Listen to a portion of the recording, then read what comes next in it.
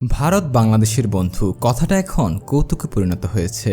বাংলাদেশের বেশিরভাগ মানুষই ভারতকে বন্ধু থেকে একটি আধিপত্য বিস্তারকারী শক্তি হিসেবে দেখছেন। স্বাধীন সার্বভৌম বাংলাদেশে নানা সময় ভারতের অযাচিত হস্তক্ষেপে সবাই বিরক্ত এবং ক্ষুব্ধ। ভারত বিরোধিতার কারণ কি শুধু একটাই, নাকি আরও আছে? চলুন নিরপেক্ষভাবে জেনে নেওয়া যাক। প্রথমত, ভারত বিরোধিতার সাথে আওয়ামী লীগের দীর্ঘ শাসনামল ওতপ্রোতভাবে জড়িত। শেখ হাসিনা প্রায়ই ভারতকে বাংলাদেশের বন্ধুরাষ্ট্র হিসেবে পরিচয় করিয়ে দিতেন। বাংলাদেশের খুব একটা লাভ না হলেও আওয়ামী লীগ বেশ লাভবান হয়েছে। শেখ হাসিনা সরকারের বিরুদ্ধে দমন নীতি ও মানবাধিকার লঙ্ঘনের প্রশ্ন উঠলে ভারত সরকার তাকে বাংলাদেশের অভ্যন্তরীণ বিষয় বলে এড়িয়ে যেত। অন্যায়ের প্রতি ভারতের অন্ধ সমর্থন দেশের সাধারণ মানুষকে রাগান্বিত করে। এদিকে নিজ দেশের ও জনগণের স্বার্থ জলাঞ্জলি দিয়ে হলেও ভারতের সব আকাঙ্ক্ষা শেখ হাসিনা পূর্ণ করে। ভারতের ভেতর দিয়ে ট্রানজিট না পেয়েও ভারতকে বাংলাদেশের ভেতর দিয়ে ট্রানজিট দিয়েছেন। আদানি গ্রুপের সাথে দেশের জন্য অলাভজনক বিদ্যুৎ খাতের চুক্তি করেছেন। চট্টগ্রাম ও মোংলা বন্দরকে স্থায়ী ভিত্তিতে ভারতকে ব্যবহারের অনুমতি দিয়েছেন। এইসব বিষয়ে বাংলাদেশের মানুষের চাওয়া পাওয়ার প্রতিফলন ঘটেনি। এত সুবিধা দেওয়ার পরেও বাংলাদেশ তার প্রাপ্য জিনিসগুলো পায়নি। শেখ হাসিনা ব্যক্তিগতভাবে লাভবান হয়েছেন। বাংলাদেশ থেকে পালিয়ে তিনি ভারতে আশ্রয় পেয়েছেন। তিস্তার পানি নিয়ে ভারতের কোনো দ্বিচারিতা ঘটেনি। এমন আরও 54টি নদী নিয়ে ভারতের পদক্ষেপে বাংলাদেশ সরাসরি ক্ষতিগ্রস্ত হয়েছে।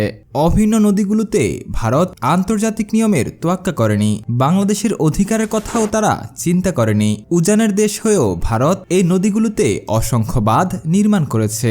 শুকনো মৌসুমে বাঁধের মাধ্যমে পানি আটকে রাখলেও ভরা বর্ষায় সেগুলো খুলে দেওয়া হচ্ছে। ফলে প্রতি বছরই ভারতের পানিতে বাংলাদেশে আকস্মিক বন্যা হচ্ছে। এর ফলে ব্যাপক ক্ষয়ক্ষতি হচ্ছে। তবে বাংলাদেশের মানুষ বোধহয় ভারতের উপর সবচেয়ে বেশি ক্ষুব্ধ সীমান্ত ইস্যুতে। সীমান্তে বিএসএফ এর হাতে বাংলাদেশের মানুষের প্রাণহানি যেন ৮-১০টা ঘটনার মতো স্বাভাবিক কোনো ঘটনা। বাংলাদেশের সীমান্তে ভারত যতটা আধিপত্য দেখায় তার সিকিভাগও চীন বা পাকিস্তানের সাথে পারে না। সীমান্তে ভারতের এই আধিপত্য বাংলাদেশের মানুষের বিক্ষুব্ধ মনোভাবকে আরও তীব্র করে তুলছে। বাংলাদেশের মানুষকে রাগান্বিত করতে ভারতের মিডিয়াগুলো অনেকাংশে দায়ী। বাংলাদেশে বন্যার মতো স্পর্শকাতর বিষয় নিয়ে ভারতীয় মিডিয়ায় হাসি ঠাট্টা চলে।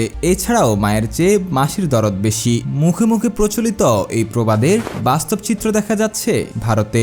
দেশটির কিছু প্রভাবশালী রাজনীতিবিদ বাংলাদেশের নতুন সরকারের কার্যক্রমকে নানাভাবে প্রশ্নবিদ্ধ করার চেষ্টা করছে। ক্ষমতার পালা বদলে সরকারের বিভিন্ন প্রতিষ্ঠানে এখন চলছে পদত্যাগের হিড়িক। এই ইস্যুগুলোকে ভিন্নভাবে উপস্থাপন করার চেষ্টায় আছে ভারতীয় কিছু গণমাধ্যম। বাংলাদেশে কর্তব্যরত হিন্দু কর্মকর্তাদের জোর করে পদত্যাগ করানো হচ্ছে বলে দাবি করছে এই সকল মিডিয়া।